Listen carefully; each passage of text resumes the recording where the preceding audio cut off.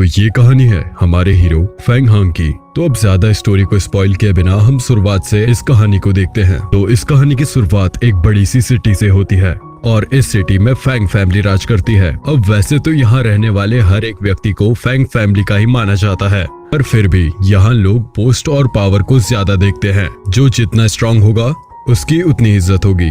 तो अब हर सिटी की तरह यहाँ भी एक डोजो था जहाँ पर कई सारे डिसाइपल्स आपस में ट्रेनिंग कर रहे थे।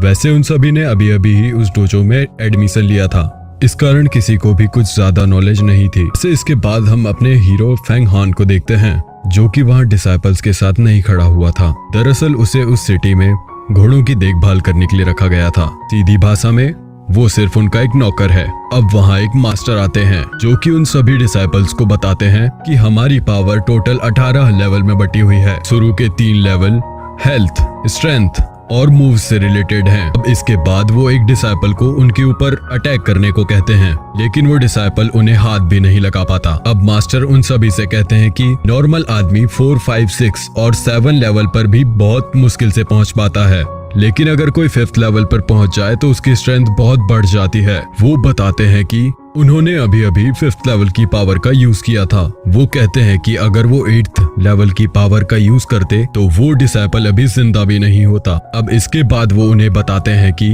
8 और 9 लेवल साइकिक लेवल होते हैं और 10वें लेवल को डायटीज कहा जाता है। पर इसके बारे में मैं तुम्हें ज्यादा नहीं बता सकता क्योंकि मैं खुद अभी 9th लेवल को पार नहीं कर पाया हूँ। पर अगर कोई 10वें लेवल पर पहुंच जाता है तो वो इतना स्ट्रांग हो जाएगा कि एक साथ अगर 5 हाई लेवल गॉड्स पे उस पे हमला करे तो वो उसका कुछ नहीं बिगाड़ सकते। अब मास्टर की बात सुनकर वहाँ पे खड़े डिसाइपल्स बहुत शॉक हो जाते हैं, साथ ही इससे हमारा हीरो भी बहुत शॉक होता है। अब उन सभी को शॉक देखकर मास्टर उन्हें बताते हैं कि तुम सब इतने में ही शॉक हो गए, अभी आगे तो सुन लो। 10वें लेवल के बाद वो कल्टीवेटर सीधे अवतार रिल्म में पहुंच जाता है और उस रिल्म में आकर उस कल्टीवेटर को अपने हार्ट से ब्लड सर्कुलेशन को अपने माइंड तक लेकर जाना होता है और इसमें कई तरह के एलिमेंट्स को अपने काबू में कर वो बनता है एक इमॉर्टल।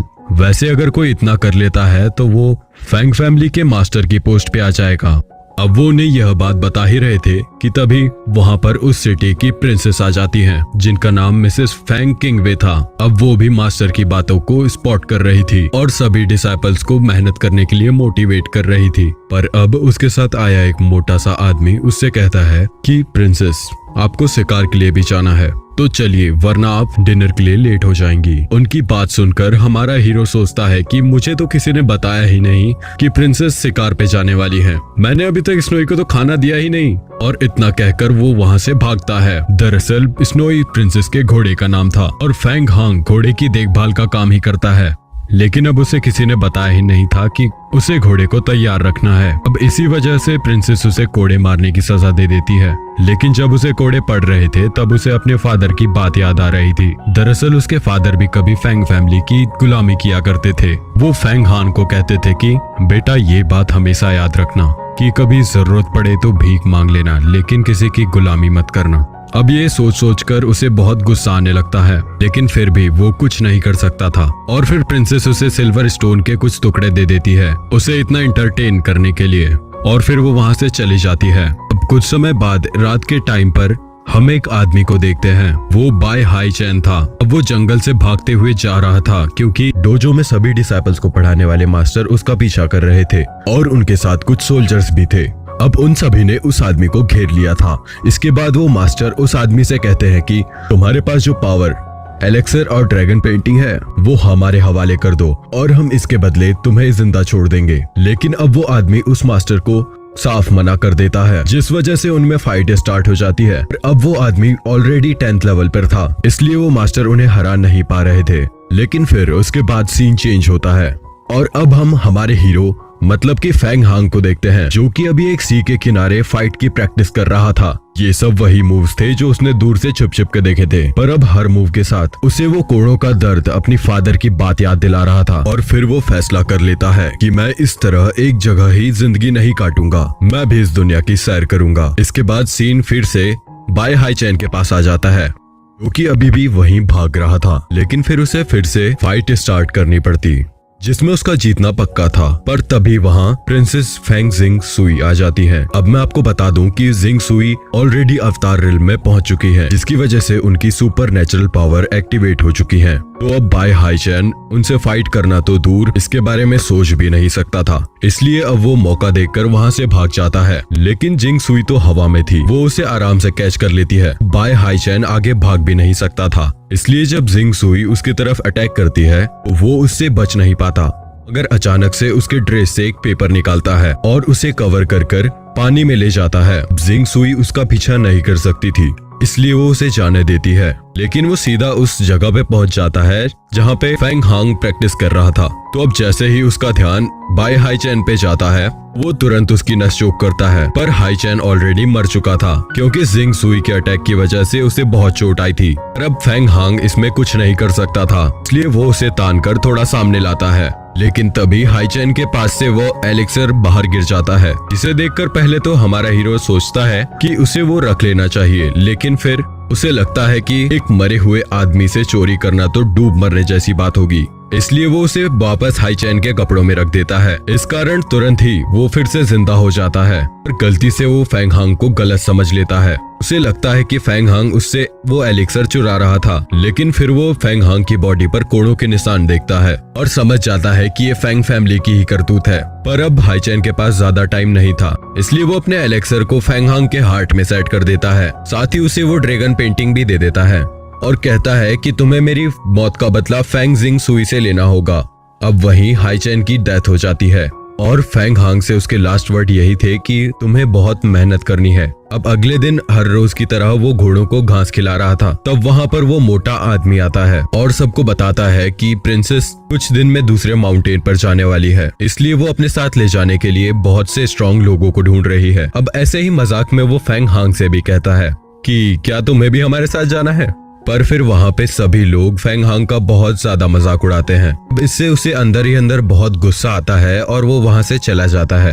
अब उसे भी स्ट्रॉन्ग बनना था, इसलिए वो सीरियसली प्रैक्टिस स्टार्ट कर देता है। तो अब उसे फर्स्ट लेवल जो कि ऑलरेडी क्लियर था, मतलब कि उसकी बॉडी पहले से ही आगे बढ़ने के लिए सही थी। फिर सेकंड लेवल मतलब स्ट्रॉन्ग होने के लिए वो एक स्टोन को पकड़कर एक ही जगह पर खड़ा रहता है। अब इसके बाद थर्ड लेवल जो कि मूव्स के लिए होता है, वो वही स्कूल में छुप छुप कर देखे हुए मूव्स को ट्राई करता है। साथ ही न्यू मूव्स भी उसी तरह छिप छिप कर सीखता है। अब फिफ्थ लेवल की बारी आती है जो कि था बैलेंस। अब वो स्पीड के साथ बैलेंस करने का ट्राई करता है, लेकिन इसके कारण वो अपना मजाक भी उड़वा लेता है। पर वो रुकने कहाँ वाला था, धीरे धीरे वो फोर्थ लेवल को भी हासिल कर लेता है। अब इसके बाद फिफ्थ लेवल में उसे अपनी स्ट्रेंथ को बहुत ही ज्यादा स्ट्रॉन्ग करना होगा और वक्त के साथ वो उसे भी हासिल कर लेता है। अब इससे वो बहुत खुश था क्योंकि उसने 1 महीने में 5 लेवल हासिल कर लिए थे। अब अगले दिन एक बार फिर उसकी किस्मत उसका साथ देती है, क्योंकि जब आधी रात को वो अपने घोड़े को अपनी ट्रेनिंग की कहानी सुना रहा था,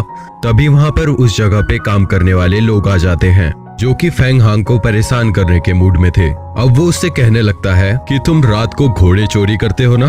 पर फेंग हांग उन्हें बहुत समझाता है कि नहीं, ऐसा नहीं है। अब वहाँ वो मोटा आदमी भी आ गया था और वो भी वही बात मान लेता है कि फेंग हांग जरूर चोरी करने ही आया था। लेकिन फिर फेंग हांग उन लोगों को अपनी ताकत का एक नमूना दिखाता है। पर अब फाइट और ज्यादा न बढ़े, इसलिए जिंग सुई वहाँ नीचे आकर उन्हें रोक देती है। वैसे जिंग सुई ने हवा में से सब कुछ देख लिया था, तो अब वो फेंग हांग से उसकी पावर का सीक्रेट पूछती है, जिस पर फेंग हांग उन्हें सच ना बताते हुए कहता है कि उसने बहुत साल पहले गलती से एक स्नेक खा लिया था, जिसकी वजह से उसकी कल्टीवेशन पावर और एनर्जी बढ़ गई थी। अब जिंग सुई भी उसकी बात मान लेती है, क्योंकि उसे पता था कि जंगल में कुछ ऐसे स्नेक्स हैं जिन्हें पावर बढ़ाने के लिए यूज किया जाता है, लेकिन वो बहुत रेयर होते हैं। पर अब फेंग सुई फेंग हांग को माउंटेन्स पर चलने को कहती है और ये देखकर वहाँ सभी लोग शॉक हो जाते हैं। अब वो दिन आ गया था जिस दिन वो सभी साथ में उस माउंटेन की तरफ निकलते हैं। तो अब रास्ता बहुत लंबा था, इसलिए उन्हें बहुत ज्यादा टाइम लगता है वहाँ पे पहुँचने में। लेकिन जब वो उस जगह पर पहुंचते हैं तो उस जगह के कुछ डिसाइपल्स उन सभी सर्वेंट्स को परेशान करने लगते हैं। साथ ही वो सभी क्रेन्स के ऊपर बैठे हुए थे। इस कारण फेंग हांग के साथ वाला घोड़ा जो कि प्रिंसेस का है, वो थोड़ा घबरा जाता है और आसपास भागने लगता है, लेकिन वो डिसाइपल्स क्रेन्स के थ्रू उसे लात मारकर दूर फेंक देते हैं। अब फेंग हांग उसे बचाने जाता है, पर वो पहले ही खाई में गिर चुका था। इस कारण फेंग हांग को बहुत गुस्सा आ जाता है और वो ऊपर आकर सभी डिसाइपल से कहने लगता है कि तुम्हारी वजह से मेरे घोड़े की जान चली गई। पर इस सब से उन डिसाइपल्स को कोई फर्क नहीं पड़ रहा था, बल्कि वो अब फेंग हांग को ही परेशान करने लगते हैं। लेकिन तभी वहाँ सिंग जुई आ जाती है और उन्हें ये बात बिल्कुल पसंद नहीं आती कि कोई उनके आदमियों को परेशान करे, इसलिए वो एक एक करके उन सभी डिसाइपल्स को मारने लगती है। अब इसके बाद वहाँ एंट्री होती है जिंग सिताई की। ये लड़का भी सिंग जुई की तरह अवतार रिल्म में है, लेकिन बस थोड़ी अफवाहें फैली हुई है कि ये लड़का अपने लेवल जितना स्ट्रांग नहीं है। और ये बात यहाँ सच भी हो जाती है कि सिंग जुई बाकी बचे हुए डिसाइपल्स को भी उसके सामने मार देती है, और इसमें जिंग सिताई उन्हें रोक भी नहीं पाता और वहाँ से भाग जाता है। अब वहीं पास से उन सभी को एक लड़की देख रही थी। अब आगे हम देखते हैं कि जिंग सुई फेंग हांग की बहादुरी को देखकर खुश थी, क्योंकि वो अपने घोड़े के लिए उन डिसाइपल से भी लड़ने को तैयार था। अब इसलिए वो उसे वहाँ का क्रेन ऑफिसर बना देती है। अब जिस प्रकार वो अपने घोड़ों की देखभाल करता था, उसी प्रकार उसे क्रेन्स की भी देखभाल करनी है। लेकिन ये पोस्ट बहुत अच्छी थी, क्योंकि उसके अंदर बहुत सारे लोग काम करेंगे, साथ ही इससे उसे सर्वेंट जैसे भी महसूस नहीं होगा। अब सिंग जुई उसे एक चीज देती है जो कि स्पिरिट बीस्ट टोकन था। वो कहती है कि इससे तुम क्रेन्स को समझ पाओगे, और अब वो वहां से चली जाती है। तो इसके बाद हम देखते हैं कि वो मोटा आदमी उस टोकन को लेने के लिए फेंग हांग का मजाक उड़ाने लगता है। पर फेंग हांग भी इस बार की अपॉर्चुनिटी अपने हाथों से नहीं जाने दे सकता था। लेकिन जब सभी लोग फेंग हांग की तरफ अटैक करने आ जाते हैं, तभी वो लड़की जो उन पे बहुत दूर से नजर रखी हुई थी, वो वहां आ जाती है। अब वैसे तो वो बहुत क्यूट होने के साथ साथ बहुत स्ट्रांग थी, पर फिर भी ये बात अपने हीरो फेंग हांग को तो नहीं पता थी, इसलिए वो उस लड़की को प्रोटेक्ट करने के लिए आगे आ जाता है और उसे पीछे रहने को ही कहता है। अब वहाँ पर फाइट स्टार्ट होती है, लेकिन हमें पता है हमारा hero Feng Hong 5th level पर पहुंच चुका है, इसलिए उसे हराना उनकी बस की बात नहीं। साथ ही अब फेंग हांग उस मोटे आदमी का मजाक उड़ाता है और उन सभी डिसाइपल से कहता है कि अब तुम मेरी बात मानोगे। वो लोग आगे बढ़ने लगते हैं, लेकिन फेंग हांग अभी वहीं रुका था, क्योंकि वो लड़की उसका नाम पूछती है। साथ ही फेंग हांग भी उससे उसका नाम पूछता है। तब उसे पता चलता है कि वो लड़की तो एक दूसरे माउंटेन की प्रिंसेस है और उनका नाम है प्रिंसेस सियाओ। अब वो प्रिंसेस से पूछता है कि आपके साथ कोई गार्ड या फिर गाड़ी नहीं आई? तो सियाओ कहती है कि मुझे उन सब की क्या जरूरत, मैं तो खुद का ख्याल खुद ही रख सकती हूँ। अब इसके बाद वो फेंग हांग को इस 20 टोकन के बारे में बताने लगती है। वो उससे कहती है कि तुम्हें वहाँ पर पहुंचकर इस टोकन पर अपने ब्लड की एक ड्रॉप डालनी होगी, जिससे तुम इसका सही यूज कर पाओगे। अब इसके बाद वो वहाँ से चली जाती है, पर फेंग हांग के मन में यही चल रहा था कि प्रिंसेस इतनी अच्छी भी हो सकती हैं। अब इसके बाद हम दूसरी तरफ देखते हैं कि जब जिंग सुई ने जिन सिताओं को वहाँ से भगाया था, तो वो सीधा ही एक अजीब सी जगह पर जाता है, जिस जगह पर कोई एल्डर तियाजी रहते हैं। अब वहाँ पहुंचकर वो उन्हें सब बताने लगता है, लेकिन तियाजी कहते हैं कि इसमें गलती तुम्हारी है, और इतना कहकर उसे वहाँ से भगा देते हैं। इस सब के बाद हम वापस से हमारे हीरो के पास आ जाते हैं, जहां हम देखते हैं कि अब वो उस जगह पर पहुंच चुका था जहां पर सभी क्रेन्स को रखा जाता है।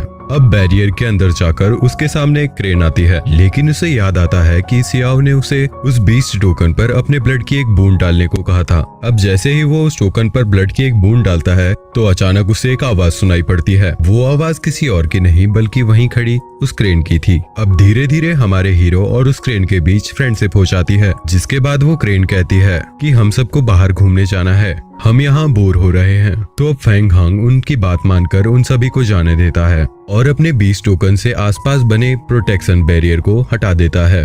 अब सभी क्रेन्स के जाने के बाद वो सोचता है कि सच में घोड़ों के ख्याल रखने से तो ये काम बहुत ज्यादा अच्छा है, और फिर वो उस ड्रैगन पेंटिंग को देखने लगता है। लेकिन अभी भी उसे कुछ समझ में नहीं आ रहा था कि आखिर इसका काम क्या है।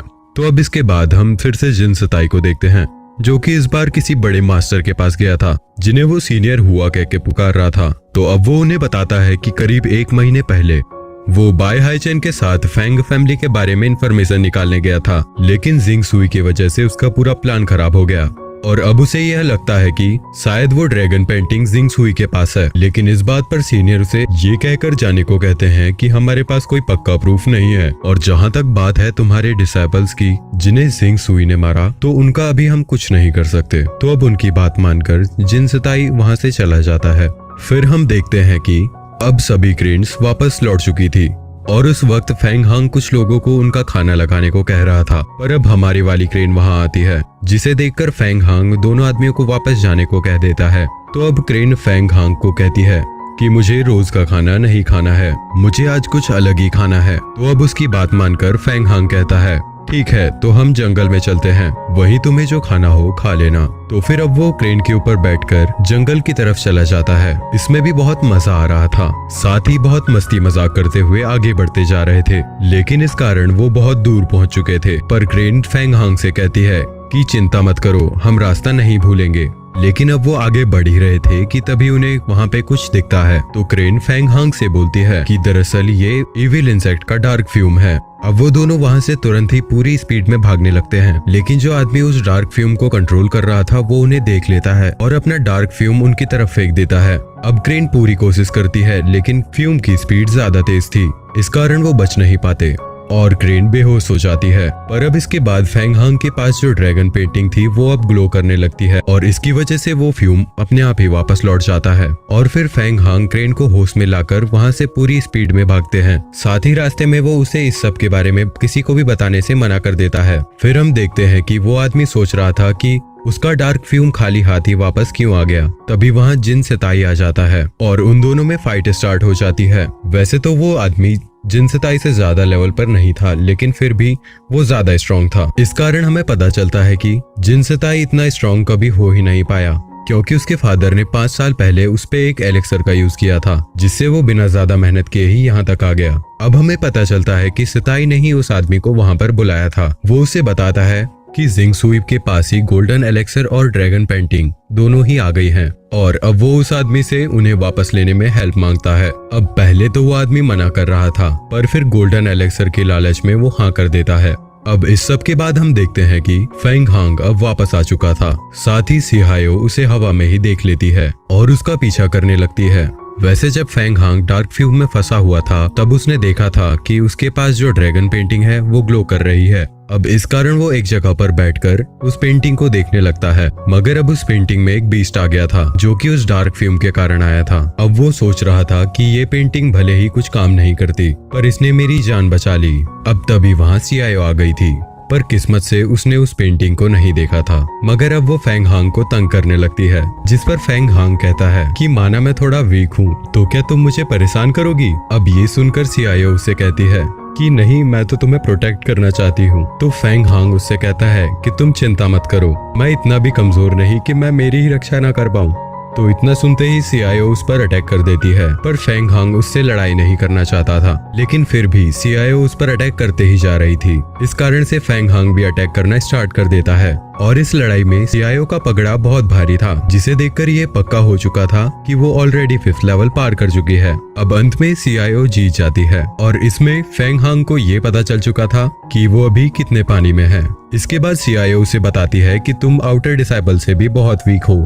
इस पर फेंग हांग उससे कहने लगता है कि तुम्हें तो एग्जाम देने का मौका भी मिल गया, मुझे तो वो भी नहीं मिला। अब सियायो उसे समझाती है कि अगर तुम एग्जाम में एंटर भी कर लो तब भी तुम पास नहीं हो सकते। तो चलिए अब हम ये सब समझते हैं। देखिए, किसी भी बड़े डोजो में एंट्री लेने के लिए पहले से स्ट्रांग होना बहुत जरूरी होता है। वैसे ये हर डोजो में नहीं होता, क्योंकि ये एक बहुत बड़ा डोजो है, इस कारण यहाँ एग्जाम देनी है, जिसे पास करने वाला आउटर डिसाइपल बनता है। उसके बाद इनर डिसाइपल स्टेज आती है और लास्ट में ऑथेंटिक डिसाइपल। वैसे तो इनके भी ग्रेड होते हैं, पर ये बहुत आगे की चीज है। सियायो फेंग हांग को बताती है कि जिंग सुई भी अभी ही ऑथेंटिक लेवल पर आई है और अब सीनियर ऑथेंटिक लेवल पर आने में उन्हें बहुत टाइम लगेगा। सीनियर लेवल पर बहुत पावरफुल और बहुत कम लोग पहुंच पाते हैं। अब यहाँ हमें ये पता चलता है कि वो सीनियर मास्टर जिसके पास जिन सिताई गया था वो भी सीनियर लेवल पर है। साथ ही लोग कहते हैं कि वो अच्छे डिसाइपल्स को भी एक हाथ से हरा सकते हैं। तो अब ये सब जानकर फेंग हांग डिसाइड कर लेता है कि मुझे भी उस एग्जाम में पार्टिसिपेट करना है और फिर रात होने पर वो फिर से अपनी ट्रेनिंग स्टार्ट कर देता है। तो अब उसे अभी स्पीड बढ़ानी थी और अब उसका नेक्स्ट लेवल जो कि उसका 6th लेवल है वो फिजिकल हेल्थ होने वाला है। इसमें अब वो सबसे पहले पानी में ट्रेनिंग स्टार्ट करता है, जिससे पानी की टेंसिटी की वजह से उसके मूव्स और फास्ट हो सके। साथ ही वो अलग अलग प्रकार की टेक्निक को प्रैक्टिस करता है और अंत में आखिरकार 6th लेवल पर पहुंच ही जाता है। इससे उसका फोकस बहुत ही बढ़ गया था। अब वहाँ जिंग सुई आती है, क्योंकि उन्होंने उसे ट्रेनिंग करते हुए देख लिया था। साथ ही उन्हें अब यह भी पता चल गया था कि फेंग हांग 6th लेवल पर पहुंच चुका है, इसलिए वो यहाँ उसे एग्जाम में एंट्री का पेपर देने आई थी। अब इस चीज से फेंग हांग तो बहुत ही ज्यादा खुश था और वो उस पेपर को ले लेता है और उन्हें इस सब के लिए थैंक यू कहता है। पर अब धीरे धीरे उसके लिए प्रॉब्लम बढ़ते जा रही थी, क्योंकि उसके पहले मास्टर मतलब कि बाय हाई चैन ने उसे कहा था कि तुम्हें मेरा बदला लेना है। अब अगला दिन वही दिन था जब वो एग्जाम होने वाला था। सभी लोग वहाँ 2 गार्ड्स को अपना पार्टिसिपेंट लेटर दिखा रहे थे। जब फेंग हांग की बारी आती है तब उसे भी अंदर जाने दिया जाता है, क्योंकि उसे जिंग सुई ने भेजा था। और अब किसी भी डिसाइपल में इतनी हिम्मत नहीं थी कि उनकी बात पर आवाज उठा सके और कुछ भी कह सके, तो वो अंदर पहुंचता है। कहानी में हम आगे देखते हैं कि फेंग हान ने उस एग्जाम को पास कर लिया था, साथ ही कुछ और डिसाइपल्स भी उस एग्जाम को पास कर चुके थे, लेकिन सिर्फ फेंग हांग ने ही लड़ाई के दौरान अपने लेवल को अपग्रेड किया था और ये चीज सबके नजर में भी आ चुकी थी। अब इसी को देखते हुए जिनसेताई सीनियर हुआ के पास जाता है, लेकिन वहां पर ऑलरेडी वो मास्टर मौजूद थे जिन्होंने सबसे पहले वो बीस्ट को खत्म किया था। उनका नाम हमें सेन पता चलता है। इसके बाद अब जिनसेताई सीनियर हुआ से कहता है कि मुझे तो लगता है कि जिंगसुई ने वो गोल्डन एलेक्सर उस लड़के को दे दिया है, इसलिए तो वो फाइट के दौरान अपने लेवल को अपग्रेड कर पाया। लेकिन अब इस चीज का उसके पास कोई पक्का सबूत नहीं था, इसलिए अब सीनियर हुआ उसकी बात ना मानते हुए उसे जाने को कहते हैं। फिर अब इस सब के बाद वो मास्टर सेन को एक आर्मर एलेक्सर देते हैं, साथ ही उससे कहते हैं कि तुम्हें अब और मेहनत करनी है। तो अब वो वहां से चले जाता है। इसके बाद हम वापस से आते हैं उसी ग्राउंड में जहाँ पर वो ओल्ड मास्टर जिन लोगों ने एग्जाम पास कर लिया है उन्हें बता रहे थे कि अब उन्हें रहने के लिए अलग जगह दी जाएगी जहां पर वे अपनी ट्रेनिंग भी कर सकते हैं। तो अब एक आउटर डिसाइपल बनके फेंग हांग बहुत खुश हो रहा था और वो ये बात जिंगसुई को बताना चाहता था, लेकिन तभी जिंगसुई उसे उसके एक दोस्त से मिलाती है जो कि अब उसके साथ ही आउटर डिसाइपल की ट्रेनिंग करेगा। लेकिन फेंग हांग का ध्यान बिल्कुल भी उसकी बात पर नहीं था, वो तो सीधे जिंगसुई से मिलना चाहता था। तो अब वो वहां से भाग जाता है, लेकिन फिर वो जब जिंगसुई के महल में पहुंचता है तो देखता है कि वहां तो फेंग फैमिली की प्रिंसेस मतलब जिंगसुई की छोटी बहन ऑलरेडी जिंगसुई के पास बैठी हुई है। वैसे अगर उसे ये बात पता होती तो वो यहाँ अभी नहीं आता। तो अब वो प्रिंसेस फेंग हांग का बहुत मजाक उड़ाती है और उसे बार बार सर्वेंट कहकर बुलाती है। लेकिन फिर जिंगसुई प्रिंसेस से कहती है कि तुम एक सर्वेंट पर इतना ध्यान देकर अपना समय क्यों वेस्ट कर रही हो। लेकिन अब इस बात से फेंग हांग को सबसे ज्यादा दुख होता है। इसके बाद वो उससे वहां से जाने को कह देती है और फेंग हांग भी उसकी बात मानकर वहां से जाने लगता है। पर अब वो मन में सोचते हुए कहता है कि मैं तो बस यही बताने आया था कि मैं आउटर डिसाइपल बन गया हूँ, इस कारण मुझे अब ट्रेनिंग पर ध्यान देना होगा, इसलिए मैं यहाँ नहीं होऊंगा, तो आप अपना ख्याल रख लेना। लेकिन अब वो उदास होकर वहां से लौट जाता है। अब हम देखते हैं कि अब वो उस जगह पर पहुंच चुका था जहाँ पे वो रहने वाला था। वो देखता है कि वहाँ हर चीज बहुत अच्छे से जमी हुई है। उससे वो समझ जाता है कि जरूर सियाओ ने ही ये सब किया है। अब उसे वहाँ कुछ ही देर हुई थी कि इतने में वहाँ सियाओ आ जाती है और फिर वो दोनों वहाँ से बातें करते हुए जाने लगते हैं। तो रास्ते में सियाओ फेंग हान से पूछने लगती है कि आखिर तुमने फाइट के बीच में अपना लेवल कैसे अपग्रेड किया, क्योंकि मैं तो तुम्हें बहुत वीक समझती थी। लेकिन तभी वो देखती है कि फाइट के दौरान फेंग हान को जो चोट आई थी वो पूरी तरह से रिकवर हो चुकी है। वो फेंग हान से पूछती है कि तुमने ये कैसे किया, पर फेंग हांग तो ये जानता था कि ये सब गोल्डन एलेक्सर की वजह से हुआ है, लेकिन वो उसे कुछ भी नहीं बता सकता था। अब उसके बाद हम देखते हैं सियाओ चलते चलते फेंग हांग को एक जगह पर ले आई है। वो जगह देखने में बहुत ही खूबसूरत थी। फेंग हान पूछता है कि ये कौन सी जगह है, तो इस पर सियाओ उसे बताती है कि ये वह जगह है जहाँ पर सभी डिसाइपल्स खाना खाते हैं। इसके बाद वो फेंग हांग का हाथ पकड़कर उस जगह की हर एक चीज दिखाती है और लास्ट में वो एक जगह आकर रुकते हैं जहाँ बेंच पर एक बोट टाइप की चीज बनी हुई थी, साथ ही उसमें पानी भरा हुआ था।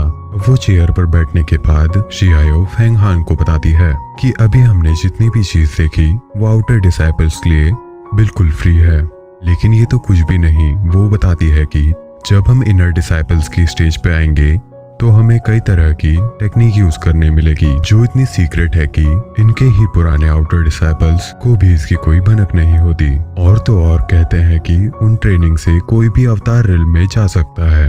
अब उसकी बात सुनकर फेंग हांग बहुत शॉक हो जाता है। फिर अब इसके बदले में सियाओ ऐसे ही फेंग हांग की फैमिली के बारे में पूछती है, जिसे सुनते ही फेंग हांग उदास होकर कहता है कि मेरे फादर मेरी तरह फेंग फैमिली के सर्वेंट थे, पर अब वो नहीं रहे। इस पर सियाओ भी सैड हो जाती है और फेंग हांग से ऐसा सवाल पूछने के लिए माफी मांगती है। फिर फेंग हांग कहता है कि कोई बात नहीं। फिर वो भी उससे उसकी फैमिली के बारे में पूछता है। तो इस पर वो सैड होते हुए कहती है कि मेरी मदर तो जब मैं छोटी थी तभी नहीं रही, और उनके जाने के बाद फादर व्यापार में लग गए, और उन्हें तो अब याद भी नहीं होगा कि उनकी एक बेटी भी है। उन्होंने मुझे कभी बेटी नहीं माना, मैं उनके लिए बस एक प्रिंसेस थी। अब उसको इतना सैड देखकर फेंग हांग आगे जाता है और उससे कहता है कि मेरा अभी तक कोई दोस्त नहीं था, तुम मेरी पूरी लाइफ की पहली फ्रेंड हो, इसलिए कभी तुम खुद को अकेले मत समझना। पर अब उसकी बात सुनकर सियाओ बहुत शर्मा जाती है। फिर वो दूसरी बात स्टार्ट करते हैं।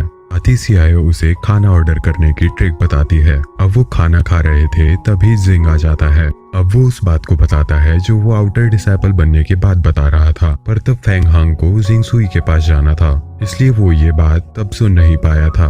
अब जिंग उसे और सियाओ को बताता है कि मैंने सुना है कि हम किसी फाइट पर जाने वाले हैं और अभी हमें ट्रेनिंग की भी बहुत जरूरत है, इसलिए मैं एक लड़के को जानता हूँ, वो बहुत स्ट्रांग है, बस हम उससे रिक्वेस्ट करेंगे तो वो हमें अपने साथ रख लेगा।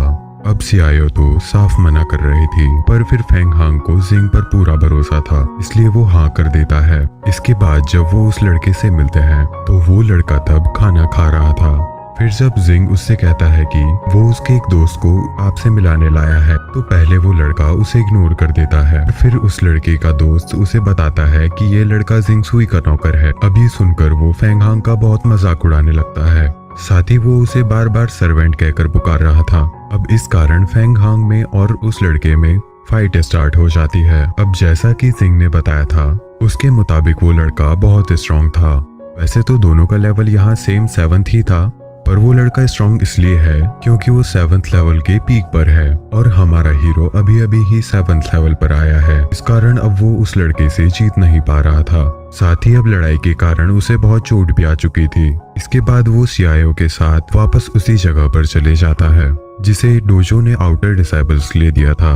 वहाँ सियाओ उसे लगी चोट पर दवाई लगाती है, पर हम देखते हैं कि फेंग हांग के मन में बहुत देर से यही बात चल रही है कि उसे भी और आगे बढ़ना है और हर उससे ताकतवर बनना है जो उसे सर्वेंट की नजर से देखता है। अब इसलिए वो सियाओ की मदद मांगता है क्योंकि उसे पता है कि सियाओ उससे कहीं ज्यादा स्ट्रांग है। साथ ही सियाओ को ऐसी टेक्निक्स आती हैं जो फेंग हांग ने देखी भी नहीं क्योंकि वो दूसरे डोजो से थी। अब सियाओ साफ मना कर देती है क्योंकि वो फेंग हांग को बिल्कुल भी चोट नहीं पहुंचाना चाहती थी, पर फेंग हांग भी हार नहीं मानता और सियाओ को मना ही लेता है।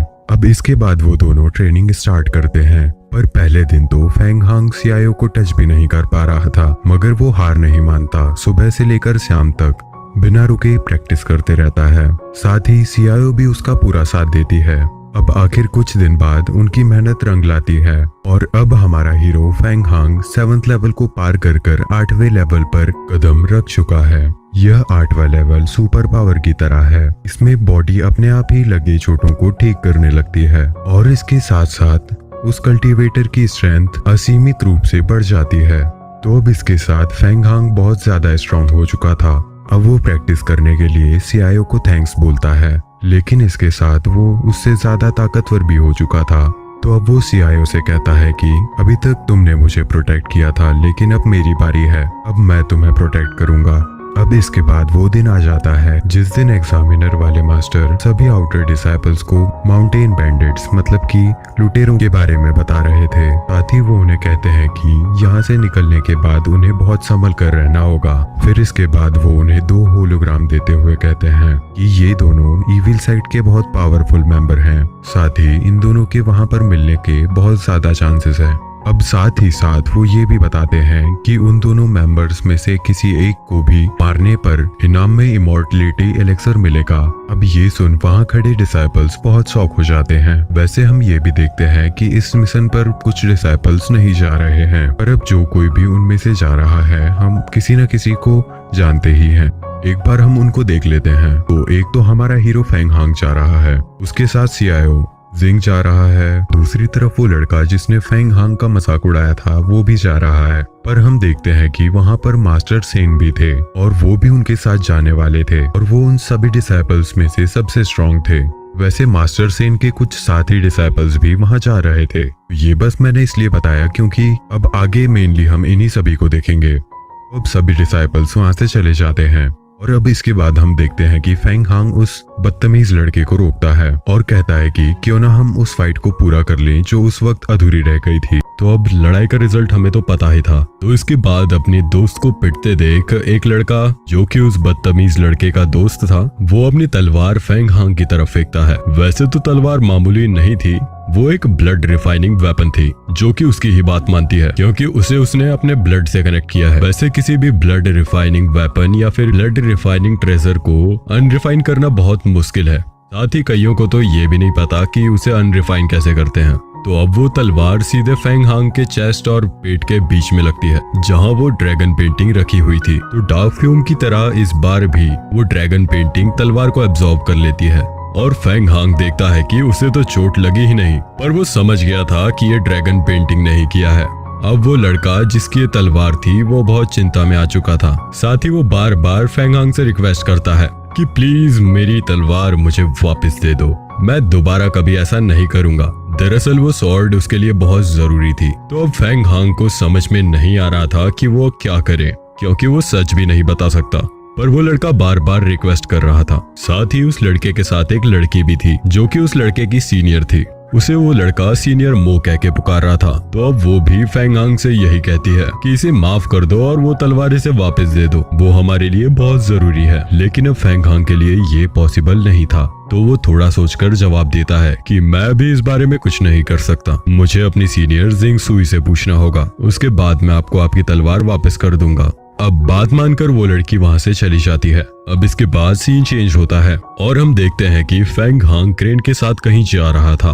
तो वो सीआईओ को बताता है कि वो अभी क्रेन पर बैठने में और बैलेंस बनाने में नया है, इसलिए वो थोड़ा प्रैक्टिस करना चाहता है। इसके बाद हम देखते हैं कि जब वो दोनों यानी कि फेंग हांग और वो क्रेन उस जगह से थोड़ी दूर आ जाते हैं, तो फेंग हांग क्रेन को उस लड़के के बारे में बताता है कि कैसे उसने अपने लेवल अपग्रेड किया और उस लड़के को हराया। तो बातों ही बातों में क्रेन उसे एक टेक्निक के बारे में बताती है। वो टेक्निक का नाम मेटासाइकी का था। वो बताती है कि ये कमाल की टेक्निक है, इसे हमारे कंसंट्रेशन को बढ़ाने के लिए हमारी मैडम जिंग सुई ने हमें बताई है। इस टेक्निक के जरिए कल्टीवेटर अवतार रिल में पहुंच सकता है। तो ये जानकर फेंग हांग को भी एक्साइटमेंट होने लगती है और वो उसे ये सिखाने को कहता है। अब क्रेन उसकी अच्छी दोस्त बन चुकी थी, इसलिए वो हाँ कर देती है, लेकिन बस यही रिक्वेस्ट करती है कि ये बात किसी को बताना नहीं। तो जब फेंग हांग इस टेक्निक को परफेक्टली ट्राई कर लेता है तो वो एक अलग ही जगह पर पहुंच जाता है। साथ ही सामने उसे एक लाइट दिख रही थी जो कि कुछ और नहीं बल्कि अवतार रिल्म का गेट था।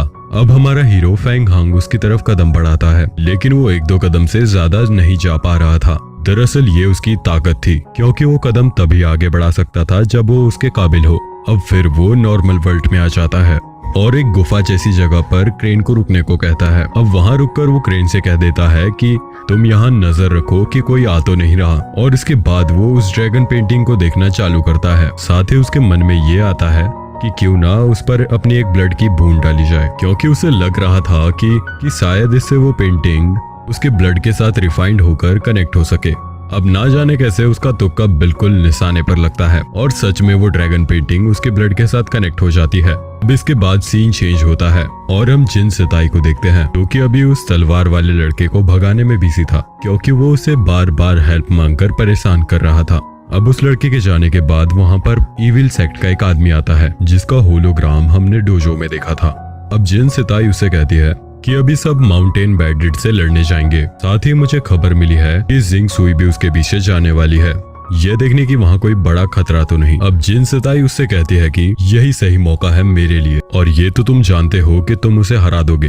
अब इस बात पर वो आदमी मान जाता है और फिर हम वापस से फेंग हांग के पास आते हैं जहां हम देखते हैं कि फेंग हांग अचानक उस ड्रैगन पेंटिंग के अंदर आ चुका था। अब उसे पहले तो समझ में नहीं आ रहा था कि यहाँ क्या हो रहा है, लेकिन फिर वो वहां उसी तलवार को देखता है जो उस लड़के के पास थी। लेकिन फिर जब फेंग हांग उसे यूज करने की कोशिश करता है तो वो उसे इजीली कंट्रोल कर पा रहा था। यहाँ हमें बड़ी चीज पता चलती है कि वो ड्रैगन पेंटिंग किसी भी रिफाइंड वेपन को अनरिफाइंड कर सकती है। अब फेंग हांग जैसे ही बाहर आता है तो उसे याद आता है कि कल उसे सबके साथ जाना है, इसलिए क्यों ना वो एक बार जिंग सुई से मिल ले। तो अब वो सीधा ही जिंग सुई के पास जाता है। लेकिन जब वो जिंग सुई के सामने पहुंचता है तो तभी उसे वहां अचानक से चक्कर आ जाता है, साथ ही वो वहां बेहोश हो जाता है। अब उसकी नींद खुलती है तो वो देखता है कि वो ना जाने किस जगह पर है, साथ ही उसका सिर घूम रहा था और उसे उसी के पास्ट के सीन दिख रहे थे। अब आंख खोलने पर वह देखता है कि 2 सांप उसकी तरफ अटैक कर रहे हैं, लेकिन वह समझ जाता है कि शायद कोई उसकी परीक्षा लेना चाहता है। लेकिन तभी वो टेक्निक जो उसे क्रेन ने सिखाई थी वो उस टेक्निक का यूज करता है। अब उसकी वजह से सब कुछ उसे स्लो मोशन में दिखने लगता है, साथ ही उसका कंसंट्रेशन भी बहुत बढ़ जाता है। अब इसी से वो उस स्नेक को पकड़ने में कामयाब हो जाता है। साथ ही जिंग सुई भी समझ चुकी थी कि फेंग हांग मेटासाइकिक टेक्निक का यूज कर रहा है। अब फेंग हांग होश में आकर देखता है कि जिंग सुई ही थी जो उसकी परीक्षा ले रही थी, क्योंकि अब वो लुटेरों से लड़ने जा रहा था तो इसलिए उसे ज्यादा पावरफुल बनना होगा। अब जिंग सुई उसे कुछ भी बोले उससे पहले ही वो खुद बताने लगता है कि ये टेक्निक उसने कहां से सीखी। लेकिन जिंग सुई उसे कहती है कि हर किसी के कुछ ना कुछ सीक्रेट होते हैं, इसलिए तुम्हें हर कोई बात मुझे या किसी और को बताने की कोई जरूरत नहीं। अब फेंग हांग ने ये तो बता ही देता है कि वो अब 8वें लेवल पर पहुंच चुका है। अब जिंग सुई जब वहां से जाने लगती है वो फेंग हांग से ये कहकर जाती है कि तुम अपना ख्याल रखना। और अब कहीं ना कहीं फेंग हांग को ये बात बहुत अच्छी लगती है, पर अब उसकी हिम्मत नहीं होती, इसलिए वो जोर से तो नहीं लेकिन धीरे से ही कह देता है कि आप भी अपना ख्याल रखना। अब अगले सीन में वो क्रेन्स पर बैठकर निकल चुके थे और उन्हें चलते चलते रात हो जाती है। अब वो एक जगह रुक जाते हैं जहाँ पर वो अपना टेंट लगाते हैं, साथ ही वो अपना खाना पकाना चालू करते हैं और उन्होंने क्रेन्स को भी वहीं पर छोड़ दिया था। अब खाना पकाते वक्त फेंग हांग टाइम वेस्ट ना करते हुए मेटासाइकिक ट्रेनिंग का यूज करता है और अपने माइंड में प्रैक्टिस करना चालू करता है। उसके पास सीआईओ भी कल्टीवेशन कर रही थी, लेकिन जिंग मस्त आराम से सो रहा था। अब वहाँ मास्टर सेन अपने डिसाइपल्स के साथ उनके पास आते हैं और उन्हें देखकर फेंग हांग और सीआईओ खड़े हो जाते हैं। साथ ही सीआईओ जिंग को भी उठाने की कोशिश करती है, पर जिंग जागते हुए भी उसकी बात पर ध्यान ना देने की एक्टिंग करता है। अब मास्टर सेन उनके पास आकर फेंग हांग से कहते हैं कि तुम मेरे डिसाइपल को माफ करके उसकी तलवार वापस कर दो। लेकिन अब फेंग हांग नहीं समझ पा रहा था कि वो क्या करे, क्योंकि अभी सिर्फ उसने तलवार को यूज ही किया है, अभी वो उसे समन करने का तरीका नहीं जानता था। अब इस कारण वहाँ माहौल थोड़ा गर्म होने लगता है, साथ ही शायद वहाँ लड़ाई भी चालू हो जाती। लेकिन तभी वहाँ बहुत तेज आवाज सुनाई देती है। यह आवाज बहुत से घोड़ों की थी जो कि वहाँ उसी तरफ आ रहे थे। ये घोड़े उन्हीं लुटेरों के थे जिनके लिए ये सब यहाँ आए थे। तो अब वो सभी डिसाइपल्स इकट्ठा होते हैं, साथ ही अब वो अपनी क्रेन को एक सेफ जगह पर भेज देते हैं। लेकिन जाने से पहले सिर्फ हमारी मतलब हीरो की क्रेन उससे कहती है कि मैं तुम्हारा वेट करूंगी और जब तुम्हारी लड़ाई खत्म हो जाए तब अपने बीस्ट टोकन से मुझे बुला लेना, मैं सिग्नल का वेट करूंगी। अब इसके बाद हम देखते हैं कि सामने से सभी लुटेरे अपनी पूरी स्पीड से आ रहे हैं, साथ ही सही दूरी पर आने के बाद वो सभी एक साथ तीर छोड़ना चालू कर देते हैं। अब वो सभी तीर फेंग हांग और बाकी सब की तरफ आ रहे थे। अब ये देखकर मास्टर सेन हवा में आकर उनके लिए एक बैरियर बना देते हैं। उस बैरियर के कारण उन्हें कोई भी तीर नहीं लग रहा था, लेकिन बाकी सबके लिए ये बैरियर कोई काम का नहीं था, इसलिए अब वो अपनी तलवार से ही उन्हें रोकने लगते हैं। वैसे सब अलग अलग ही अपनी तरफ आती तीरों को रोक रहे थे, जबकि सीआईओ और फेंग हांग दोनों मिलकर तीरों को रोक रहे थे। दूसरी तरफ ज्यादा तीरों के चलते जिन सिताई को भी एक तीर लग जाता है। अब तीरों के खत्म होते ही वो लुटेरे उन सभी के पास आ चुके थे, तो अब टाइम वेस्ट ना करते हुए उनके बीच फाइट स्टार्ट हो जाती है। यहाँ हम देखते हैं कि मास्टर सेन के पास भी एक तलवार थी जो कि उनके ब्लड से रिफाइंड थी। अब उस तलवार को वो जिस तरह चलाना चाहते उस तरह कंट्रोल कर सकते थे। इस तरह वो बहुत आसानी से उन लुटेरों को मारने जा रहे थे। साथ ही बाकी डिसाइपल्स भी अपनी पूरी ताकत लगाकर एक एक लुटेरे को मार रहे थे, पर उन लुटेरों की संख्या हजारों में थी, इसलिए वो खत्म होने का नाम ही नहीं ले रहे थे। तो फिर वो लड़की जिसका नाम मो था वो उन्हीं 2 अर्थ बीस्ट को समन कर लेती है जिनसे सभी ने एग्जाम देते वक्त फाइट की थी। अब वो बीस्ट भी सभी लुटेरों को बहुत इजीली मारते जा रहे थे। अब इसके बाद हम देखते हैं कि वो लड़का जिसे तीर लगा था वो सही से चल ही नहीं पा रहा था, क्योंकि पहले ही उसे तीर लग गया था और अब एक के बाद एक लुटेरे उस पर हमला करते जा रहे थे। अब आंख में धूल झोंक कर वो लड़का उस लड़ाई से ही बहुत दूर भाग जाता है। साथ उस लुटेरे को मोह खत्म कर देती है, पर अब वो देखती है कि उसके बीस्ट अब थोड़े प्रॉब्लम में आ रहे हैं, साथ ही उन्हें घेर के खत्म करने में भी कामयाब हो चुके थे। इसके बाद सीन फिर से हमारे हीरो पर आता है। वो अभी थोड़ा लड़ाई से डिस्ट्रैक्ट हो गया था, इस कारण एक लुटेरा घोड़े पर आकर उस पर अटैक करने लगता है। लेकिन फिर हर बार की तरह इस बार भी सीआईओ ही आकर उसे बचाती है। लेकिन अब और भी लुटेरे वहां आते जा रहे थे और ये देख मास्टर सेन लग जाते हैं पूरी स्पीड के साथ सभी को मारने में। अब बहुत देर हम उन्हीं के अटैक्स को देखते हैं। वैसे इसके बाद वो अपने की नहीं बल्कि दूसरों की तरफ आते हुए लुटेरों को मारते हुए दिखते हैं। अब जब वो फेंग हांग के पास 2 लुटेरों पर अपनी तलवार चलाते हैं तो ना जाने क्यों फेंग हांग को ऐसा क्यों लगता है कि ये शायद मास्टर सेन ने उसके ही तरफ अटैक करने भेजी थी। लेकिन फिर वो खुद को मन ही मन समझाता है कि ये नहीं हो सकता, वो सिर्फ मेरी हेल्प कर रहे होंगे। और असलियत में तो वो सही ही सोच रहा था। मास्टर सेन अपनी तलवार को वापस निकालते हैं और सीधे ही फेंग हांग के ऊपर चला देते हैं। अब फेंग हांग भी अपनी मामूली तलवार आगे लाता है पर वो टूट जाती है। अब तभी वहाँ कुछ लुटेरे आ जाते हैं जिनसे लड़ना फेंग हांग के लिए थोड़ा मुश्किल हो रहा था क्योंकि उसके पास अब कोई वेपन नहीं था। पर इसके बाद मास्टर सेन उस पर फिर एक बार अटैक करते हैं। अब वो अटैक को रोक रहा था और शायद इस बार भी वो तलवार टूट जाती, लेकिन तभी दूर कहीं से एक पिंक ओर के साथ एक तलवार आती है और वो सीधे ही मास्टर सेन की तरफ अटैक कर देती है। मास्टर सेन भी उससे बचने की और उससे रोकने की पूरी कोशिश करते हैं। दूसरी तरफ वो सीनियर मो उस तलवार को देखकर समझ गई थी कि ये तो पिंक प्रिंस की तलवार है। अब कुछ ही देर में वहाँ पिंक प्रिंस की एंट्री होती है। अब इसके आगे की स्टोरी हम अगले वीडियो में देखेंगे, इसलिए इस चैनल को सब्सक्राइब जरूर कर लीजिए और आइकन को दबाना बिल्कुल भी मत भूलिएगा। और हमें कमेंट में जरूर बताइएगा कि ये एक्सप्लेनेशन आपको कैसा लगा।